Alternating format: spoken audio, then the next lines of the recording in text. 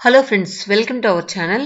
ఈరోజు మనం వీడియోలో పల్లెటూరులో పొద్దునుంచి ఏ విధంగా కల్లాపు చల్లుకొని ముగ్గులు పెట్టుకుంటారు, ఇలా కొన్ని వస్తువులు మనం పల్లెటూరులో మాత్రమే చూడగలుగుతున్నాం. అవన్నీ కూడా మీకు చూపించబోతున్నాను.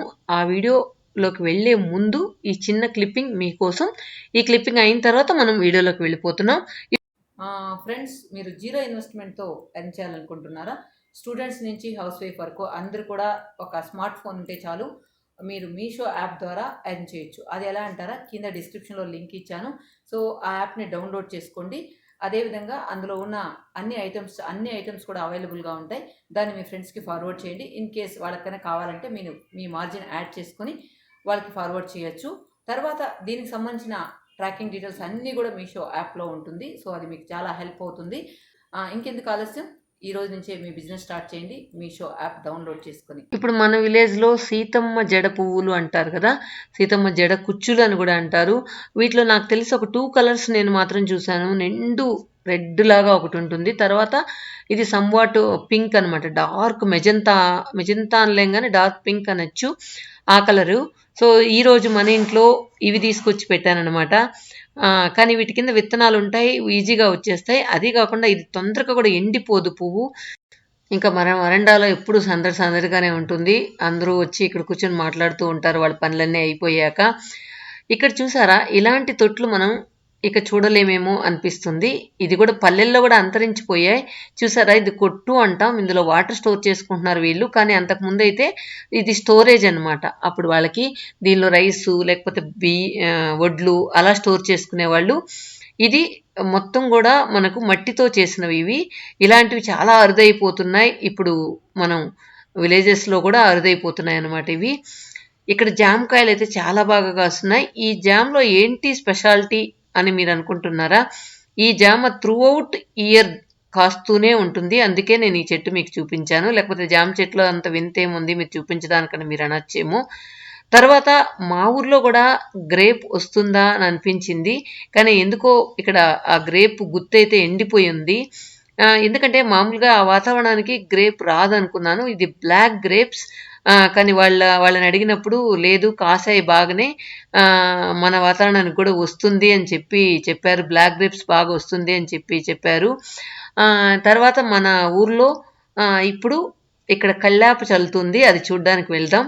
నార్మల్గా విలేజెస్ అంటేనే పచ్చగా పేడ తెచ్చి, గేదె పేడ తెచ్చి ఇంటి ముందు పచ్చగా చల్లుకొని తర్వాత ముగ్గులు పెడుతూ ఉంటారు. ఇంకా మనం పండుగ నెలలో మన ఊరికి వెళ్ళినట్లయితే అందరిళ్ల ముందు రంగవల్లులు వెలిసిపోతూ ఉంటాయి. ఆల్రెడీ మనం ముందు వీడియోలో కూడా కలర్స్ అమ్మే వాళ్ళు వస్తే ఎంత బాగా కొన్నారు అందరూ కలర్స్ అని చూపించాను కదా. సో వీళ్ళకి పేడ అందుబాటులో ఉంటుంది కాబట్టి ప్రతిరోజు వీళ్ళు ఇంటి ముందు కల్లాపు చల్లుకుంటారు. ఇప్పుడు కూడా ఎక్కువ మంది ముందు మనకు సిమెంటుతో ఫ్లోరింగ్ వేసుకోవడం వల్ల ఇక్కడ పల్లెల్లో కూడా కొన్ని పల్లెల్లో అసలు అరుదైపోతూ ఉన్నాయి.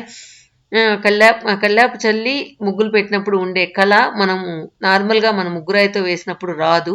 ఇంకొకటి ఏంటంటే ఇది బ్యాక్టీరియాను కూడా నిర్మూలిస్తుంది ఈ పేడ కల్లాపు చేయడం వల్ల. తర్వాత మనకు కలర్స్తో డెకరేట్ చేయడం. తర్వాత ఎర్రమట్టి, మా ఊర్లోనే ఎర్రమట్టి దొరుకుతుంది. దాన్ని మెత్తగా పౌడర్ చేసి బాగా జల్లిచ్చి అంటే కలర్ లాగా చేసి పెట్టుకుంటారనమాట ఎర్రమట్టిని. అది ఊరిలో ఎప్పుడు కూడా ఫ్రైడే ఇంటి ముందు పెడుతూ ఉంటారు. నార్మల్గా పండగలప్పుడు మాత్రమే మా ఊర్లో కలర్స్ పెడతారు. మిగతా అప్పుడంతా ప్రతి ఫ్రైడే ఎర్ర ముగ్గుతో ఎర్ర మట్టి కలిపి తర్వాత అందులో క్లాత్ వేసి పెట్టుకుంటారు. ఆ క్లాత్తో పిండుతూ ఉంటే మొత్తం కూడా డెకరేట్ అయిపోతూ ఉంటుంది వాళ్ళు వేసిన ముగ్గు.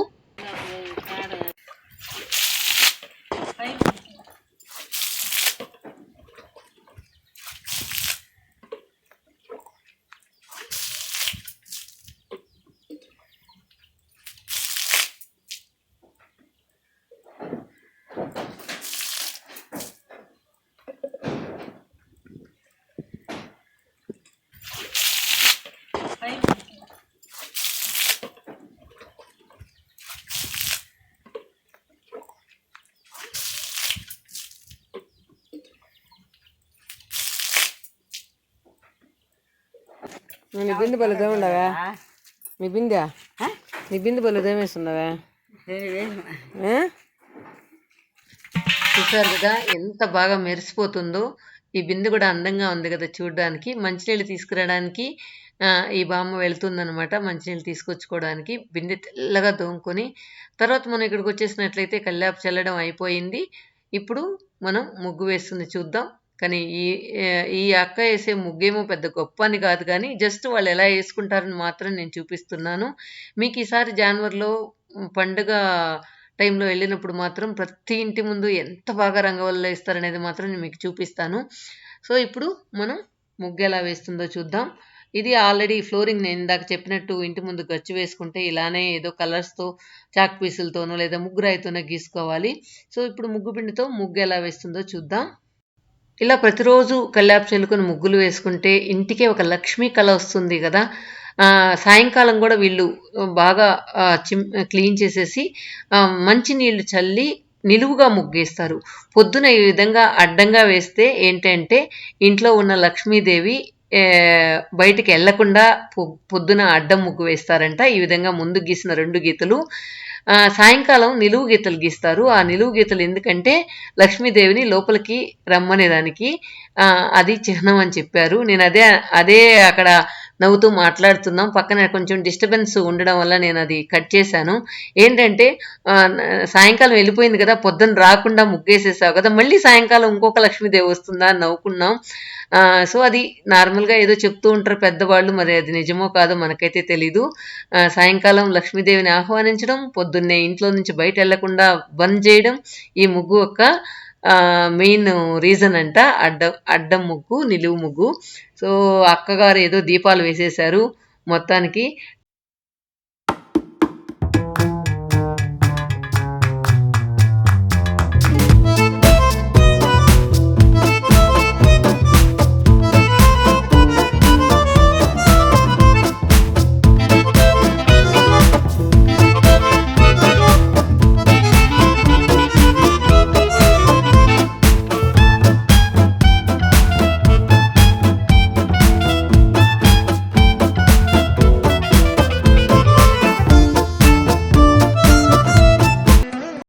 ఇక్కడ ఇంటికి వచ్చేటప్పటికి అమ్మ నా కోసం సన్నజాజులకు వస్తుంది, సెంటు జాజులకు వస్తూ ఉంది.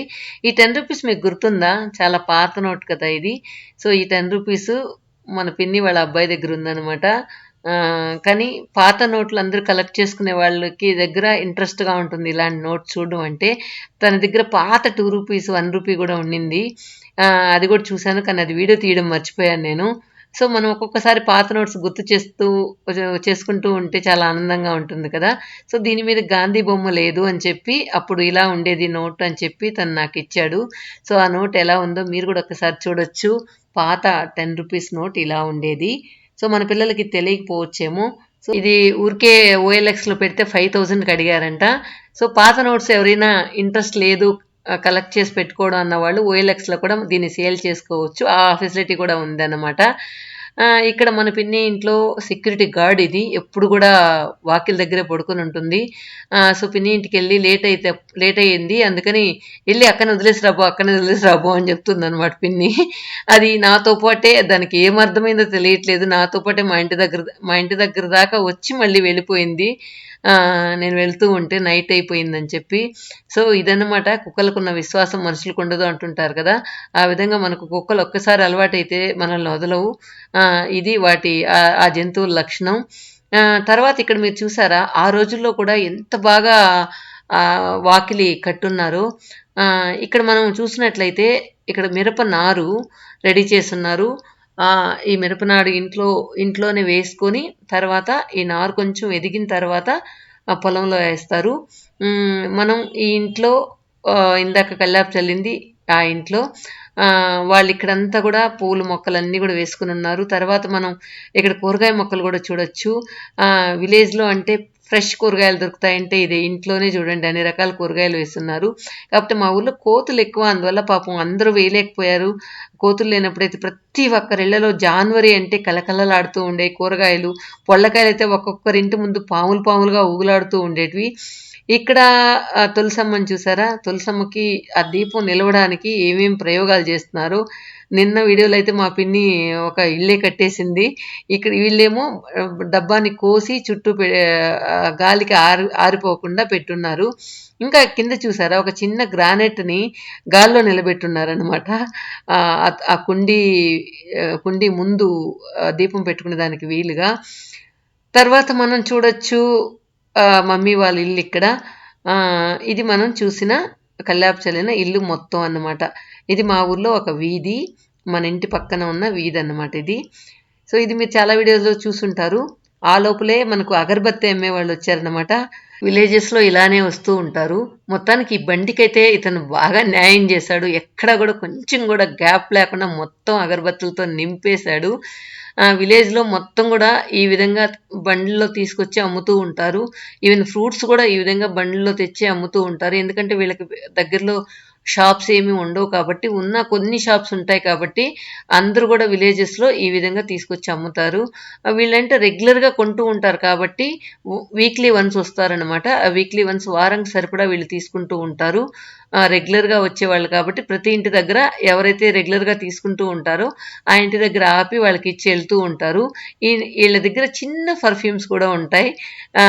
ఎక్కువగా వాళ్ళు అంటుంటారు, మేము ముస్లిమ్స్ కోసం తీసుకొస్తుంటాము ఇవి. ముస్లిమ్స్ ఎక్కువ వాడతారు అని చెప్పి.